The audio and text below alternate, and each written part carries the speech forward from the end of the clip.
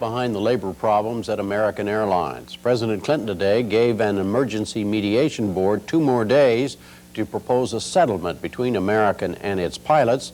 The board was created by the president when he stopped last month's pilot strike, and it is now overseeing talks between the two sides. At issue is a major change affecting the entire airline industry. Tom Bearden reports. 3.5, and we're about there. This is the kind of airplane that has American Airlines management and pilots nose to nose. Not a big new jumbo jet with all the latest whiz-bangs, but a simple little twin-engine plane called a regional jet. This one is a Canadair CRJ. Made in Montreal, it has 50 seats and can fly 1,500 miles at 530 miles an hour. It and others like it are the biggest thing in aviation today. They're supposed to revolutionize air travel for millions of people who live in smaller cities. Michael Boyd is an aviation industry consultant. It's enormous. The regional jet is basically the one major area where airlines in the U.S. will grow in the future. That's the biggest growth area domestically in the U.S. airline industry, is the regional jet. That growth is supposed to happen because regional jets have the speed and the range to serve markets that airlines have never been able to reach and still make a profit. COMAIR flies more regional jets than anybody else. Like most so-called feeder airlines, COMAIR operates in partnership with a major airline. It flies under the Delta Connection brand name.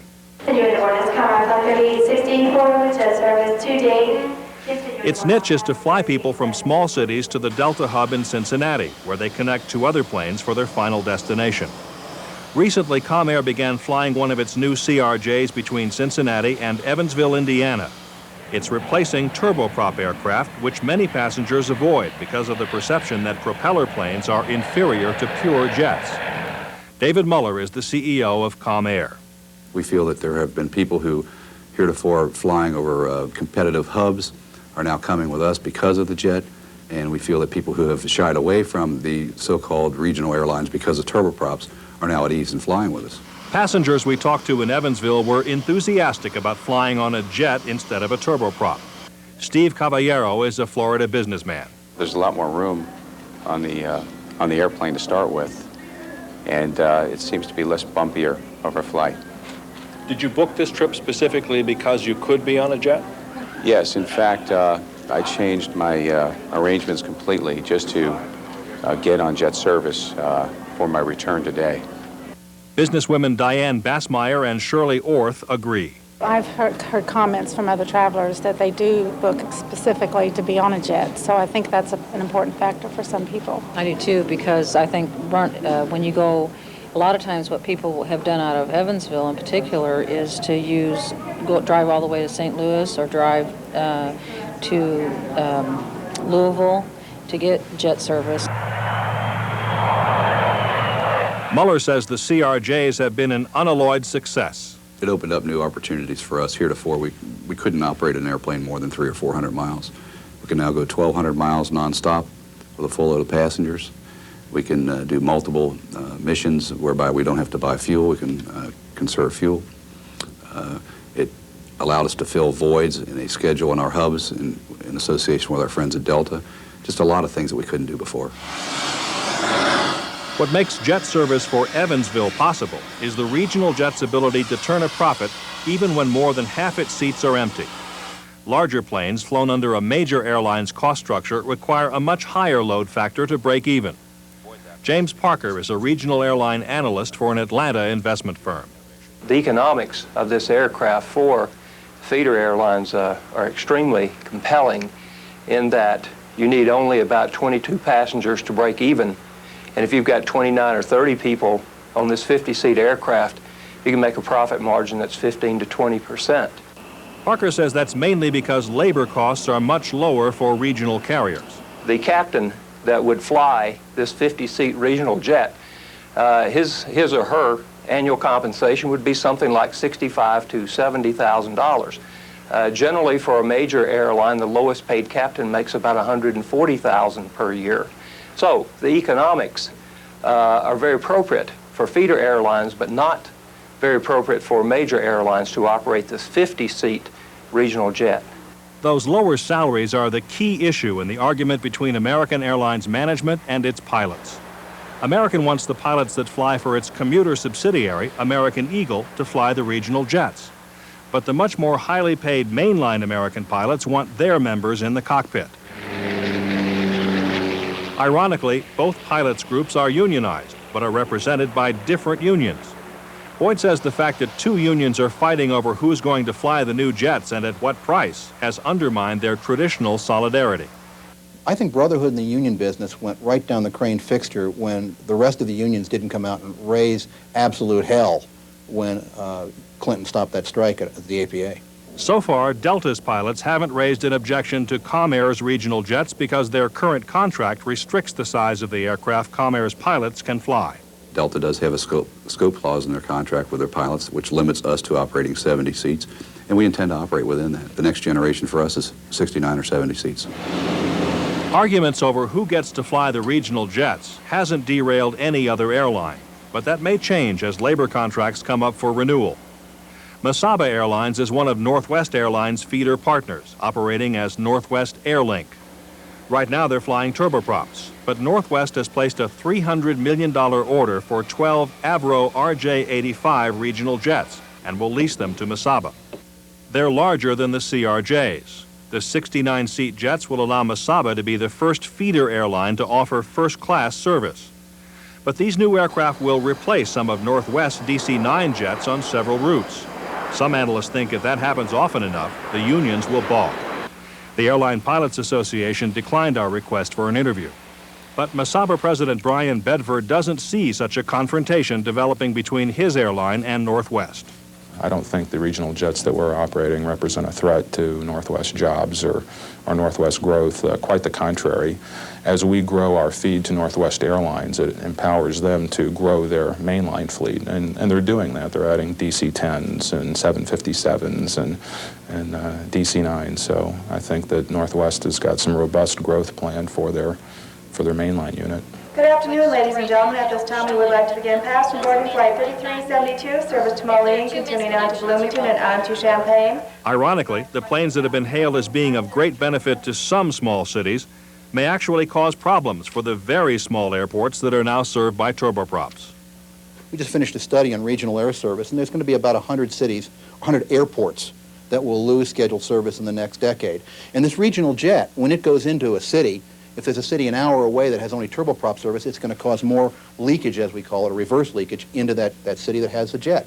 So yeah, it's going to have the effect of causing regional air service to continue to consolidate. The days of having, scheduled air service at every small airport are long over. But John Austin, spokesman for Northwest Airlines, disagrees. I think there will always be a market for smaller aircraft to serve those smaller markets. Again, the economics of those markets are probably never going to support a regional jet, but they may very well support a turboprop, and they may very well support multiple turboprop departures each day. So while the smallest of cities may never get jet service, many observers agree the new planes will provide substantially better service to many other markets. Airlines are lining up to place their orders for the CRJ and for two competitors, all of them made outside the U.S. Sales are expected to top $110 billion over the next 2 decades.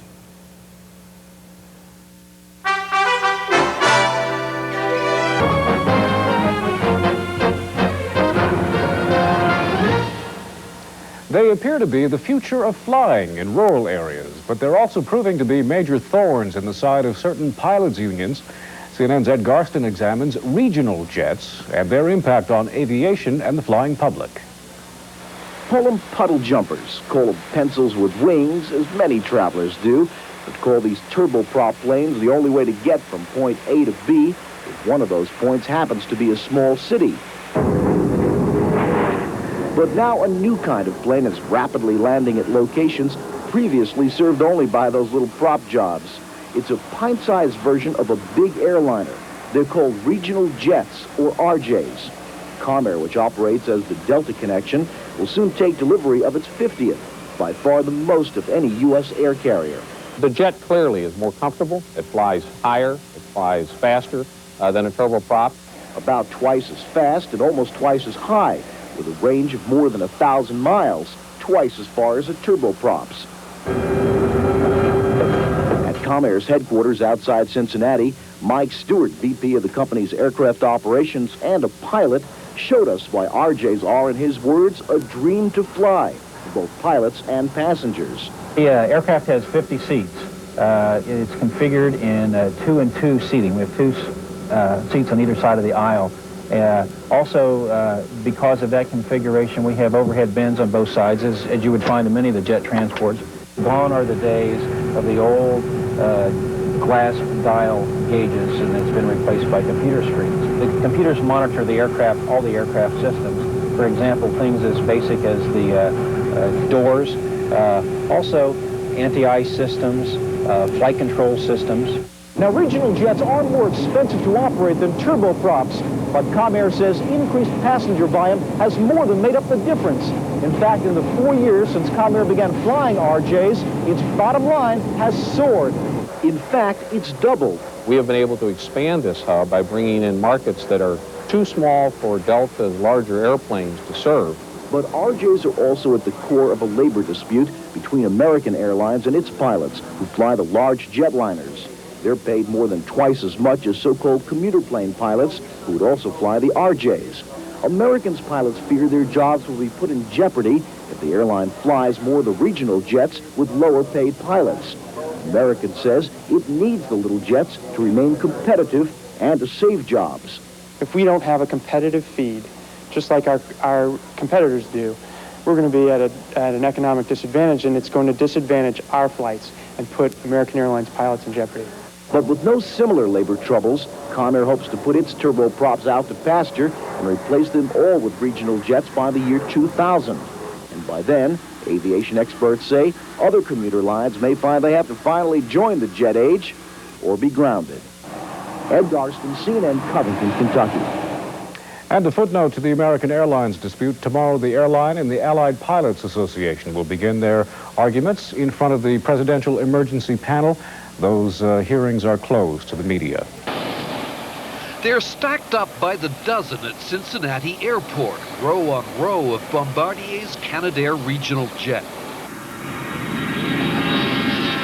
In peak hours, the CRJs, as they're called, take off and land here every few minutes. A Canadian product that set the global standard for quality and innovation in its class. The passengers love them.